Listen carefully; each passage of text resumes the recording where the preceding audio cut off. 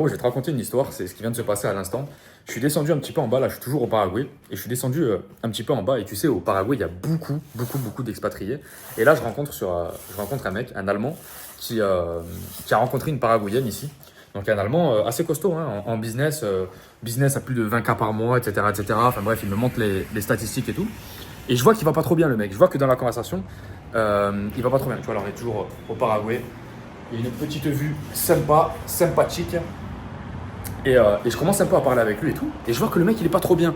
Je me dis, putain, mais qu'est-ce qu'il y a? J'ai l'impression que t'as quelque chose. Enfin, la conversation est ennuyée ou il y a quelque chose. Il me dit, non, en fait, je t'explique. Ça fait 2 jours, je ne dors plus. Je me suis fait quitter par ma meuf ici au Paraguay. Je suis tombé totalement amoureux d'une Paraguayenne. Et je sais pas du tout comment réagir. Et le mec, il commence un peu à avoir les larmes aux yeux, etc. Donc, moi, ça m'a beaucoup touché. Parce que je me suis retrouvé dans cette situation-là. Moi, je me suis séparé de ma meuf et j'ai mis 2 ans avant de l'oublier, tu vois.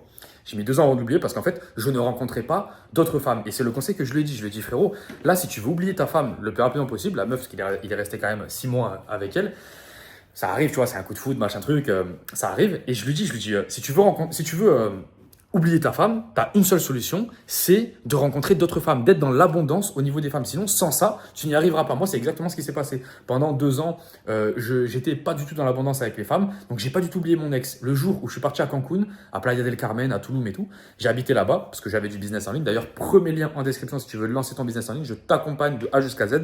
Donc, si tu veux changer ta vie, commence par changer l'état de tes finances, c'est très important. Et donc, du coup, je commence à avoir un business en ligne, je commence à partir à Cancun et là-bas, je rencontre des Argentines, des Colombiennes, des machins, des trucs. Alors là, c'était le bordel, tu vois. Je commence vraiment à avoir énormément de meufs. Et là, petit à petit, en fait, je commence à oublier mon ex-copine, tu vois. Et je me suis dit, putain, en fait, c'est l'abondance qui te permet d'avoir ça. Et tu vois, je commence à lui parler, Et le mec, il est vraiment dans une situation de, non, mais c'est la fin du monde, en fait. Il est vraiment dans, c'est la fin du monde, j'arrive plus à dormir les nuits, j'ai plus du tout envie de faire du business, etc., etc. Et en fait, je m'aperçois que il vend sa masculinité, en fait.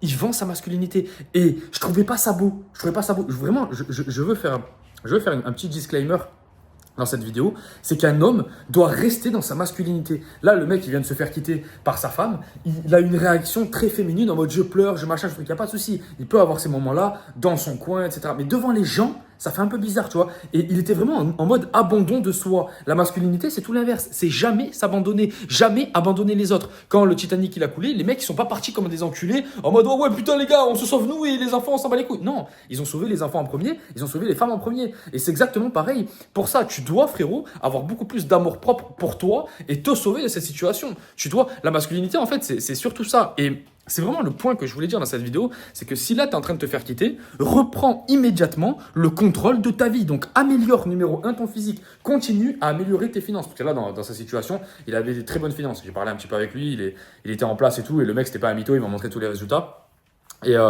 Et je lui dis, putain, mais frérot, t'es dans une situation de fou. Demain, tu vas te rhabiller, parce qu'il est habillé comme un clochard, il était en dépression et tout. Je lui dis, putain, demain, tu vas te rhabiller, tu te mets en frais de fou. La semaine prochaine, on sort, t'inquiète pas que tu vas l'oublier. Il me dit, ouais, mais c'était elle, frérot. Et ça, c'est cette sensation qu'on a quand on se fait quitter par notre meuf. On croit qu'il y avait que elle. Et en fait, moi, c'est ce qui s'est passé. C'est que 2 ans plus tard, moi, quand j'avais oublié ma meuf, j'étais en mode, mais putain, mais en fait, il y en avait 15 milliards des meufs comme ça. Et c'est tout le temps comme ça. C'est tout le temps comme ça. Et en fait, tu vas t'apercevoir que quand t'as digéré la séparation, t'es en mode putain mais c'était dégueu cette meuf en fait, pourquoi j'étais avec elle? Et je veux faire cette vidéo parce que quand tu es dans le dur, quand là par exemple lui il est vraiment dans le dur, c'est vraiment très compliqué et t'as vraiment l'impression d'être au bout du rouleau. Moi vraiment j'avais l'impression que tu sais ma vie elle s'arrêtait, j'avais l'impression que j'étais pauvre, j'étais super pauvre, j'avais plus de parents, j'avais plus rien, alors qu'en fait j'avais tout dans ma vie, j'étais d'une richesse incroyable, je venais juste de perdre ma meuf et c'était rien du tout de perdre ma meuf, mais j'avais l'impression d'être au bout du rouleau. Et vraiment, ce que je veux vous expliquer, les gars, c'est qu'il n'y a qu'un seul chemin pour sortir de ça, c'est se remettre au sport comme un fou, re-rencontrer du monde. En fait, tout ce que tu n'as pas envie de faire, faut le faire. Donc, faire du sport, bien manger, bien dormir, faire du business, rencontrer d'autres personnes, rencontrer d'autres femmes, même si au début tu n'en as rien à foutre de la femme que tu rencontres, tu es en mode putain mais c'est qui cette bouffonne, j'en ai rien à foutre d'elle. Oui, d'accord, mais ça t'ouvre à d'autres personnes, ça t'ouvre à un nouvel humour, à une nouvelle personne. Cette personne elle va peut-être te faire rencontrer une autre personne qui va vraiment être très intéressante pour toi, etc., etc. Et en fait ça change toute ta vie. Ce qu'il faut surtout pas faire, c'est se refermer sur soi et se dire « Ah putain, mais attends, c'était vraiment la meuf de ma vie et tout. » Il n'y a pas de meuf de ta vie, frérot. Il n'y a pas de meuf de ta vie. Oui, ça peut arriver, les âmes sœurs, les machins, les trucs. Mais frérot, si la meuf, elle t'a quitté, ça veut dire que c'était pas la meuf de ta vie. Sinon, la meuf de ta vie, vraiment, elle reste avec toi, elle recolle les morceaux, elle fait quelque chose de propre. Et si tu te dis, oh, ouais, mais c'était la meuf de ma vie. Non, frérot, c'était le destin. C'était le destin. Il faut vraiment, à un moment donné, agir en tant que masculinité, en mode stoïque et se dire, c'est bon, stop. Tu vois. Moi, c'est ce que m'a appris la muscu, là. Actuellement, les gars, je suis en train de me construire un physique de fou, là. Et je suis vraiment en train de m'apercevoir qu'en fait, le sport, c'est une méditation. Et quand, par exemple, je fais une série, je me dis, ok, là, il t'en reste 2 Val. Tu vas en faire 4. Et je repousse les limites. Et en fait, c'est exactement ce qu'il faut faire avec ton cerveau dans n'importe quelle difficulté. Oui, d'accord, tu viens de te faire quitter. Oui, d'accord, ton business, il vient peut-être de cracher ou je sais pas, n'importe quoi. Oui, d'accord, tu as une difficulté, n'importe laquelle.